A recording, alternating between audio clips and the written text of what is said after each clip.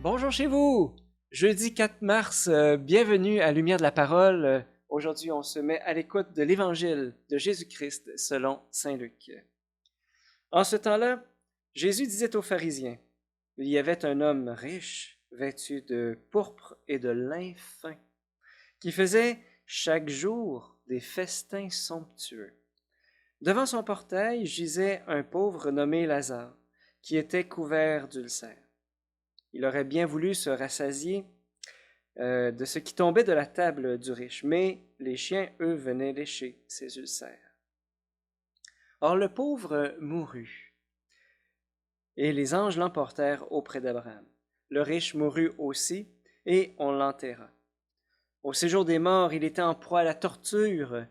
Levant les yeux, il vit Abraham, et de loin Lazare, et tout près de lui. Alors il cria, « Père Abraham, pitié pour moi, envoie Lazare tremper le bout de son doigt dans l'eau pour me rafraîchir la langue, car je souffre terriblement dans cette fournaise. » « Mon enfant, répondit Abraham, rappelle-toi, tu as reçu le bonheur pendant ta vie et Lazare le malheur pendant la sienne. Maintenant, lui, il trouve ici la consolation et toi la souffrance. En plus de tout cela, un grand abîme a été établi entre vous et nous, pour que ceux qui voudraient passer vers vous ne le puissent pas, et que de là-bas non plus, on ne traverse pas vers nous. Le riche répliqua, « Eh bien, Père, je t'en prie, envoie Lazare dans la maison de mon père. En effet, j'ai 5 frères, qu'il leur porte son témoignage de peur qu'eux aussi ne viennent dans ce lieu de torture. » Abraham lui dit, « Ils ont Moïse et les prophètes qui les écoutent. » « Non, père Abraham, dit-il, mais si quelqu'un vient de chez les morts, alors ils se convertiront. » Abraham répondit, « S'ils n'écoutent ni Moïse ni les prophètes, quelqu'un pourra bien ressusciter d'entre les morts et ne seront pas convaincus. » Acclamons la parole de Dieu. Louange à toi, Seigneur Jésus. Quelle triste histoire, quelle triste parabole, hein? Alors, dans cette histoire, on la voit, je pense que cette histoire, on la voit trop souvent autour de nous, parce qu'il y a trop d'égoïsme. Et l'égoïsme, en fait, c'est la personne qui n'est pas libre d'aimer. C'est la personne qui est centrée sur elle-même et pour qui le confort, en fait, la rend aveugle le plus souvent. C'est une maladie à être égoïste. Pour moi, là, je crois que c'est vraiment une maladie. Et c'est une maladie qui peut même... je peux moi-même être bien souvent malade d'égoïsme. D'ailleurs, on dirait que je m'intoxique intérieurement. L'égoïsme mène à la tristesse, alors que la charité, le don de soi, mène à la joie. Et le gars, eh bien, c'est un cancer généralisé, là. C'est le riche, là, c'est un cancer généralisé. Il faisait chaque jour des festins somptueux, chaque jour. Imaginez, là, la table est remplie. Hein? Il n'y a personne qui est assez... la table, il n'y a personne qui peut finir tout ce qui est sur la table. Hein? Et tout ce qui tombait de la table, de tout ce que les gens mangeaient, il n'y a personne qui daignait de se botter le derrière pour aller prendre un petit peu de ce qui tombait de la table, pour aller le donner. Ça aurait été tellement simple. En fait, la charité, c'est simple. Donner, c'est simple. C'est dans notre cœur malade que c'est souvent compliqué. Et les deux meurent, et voilà qu'on a tout un dialogue. Les choses je dirais qu'ils s'inversent complètement. Je suis tombé sur un commentaire du Père François lors d'une audience générale le 18 mai 2016. Il disait ceci, c'est très beau, je lis. « Alors le riche lève les yeux et voit de loin Abraham et Lazare en son sein. Il lui semble voir Lazare pour la première fois, mais ses paroles le trahissent. « Père Abraham, dit-il, aie pitié de moi et envoie Lazare tremper le bout de son doigt pour me rafraîchir la langue, car je suis tourmenté dans cette flamme.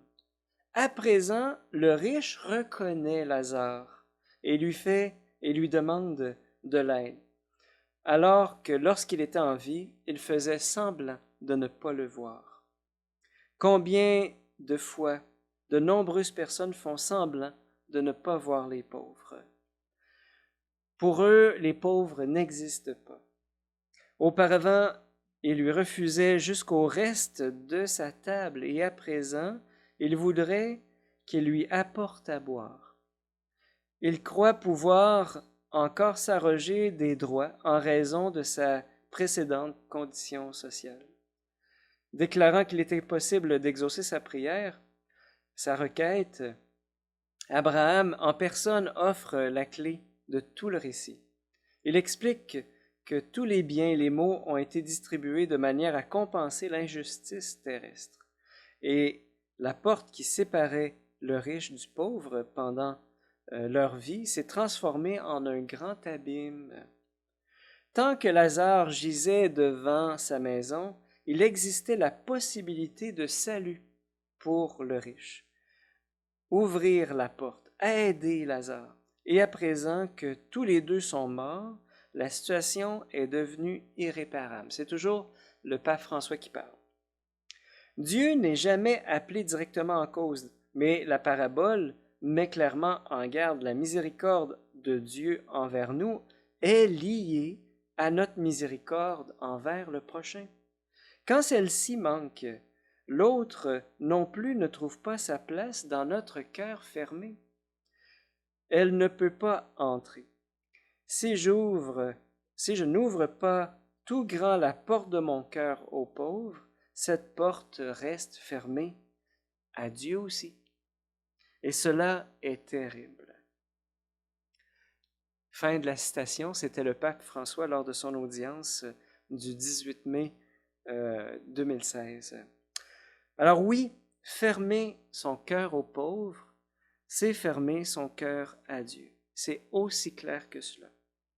Alors je nous pose la question, aujourd'hui, est-ce qu'il y aurait pas un geste que l'on pourrait faire, vous et moi, en faveur des plus pauvres?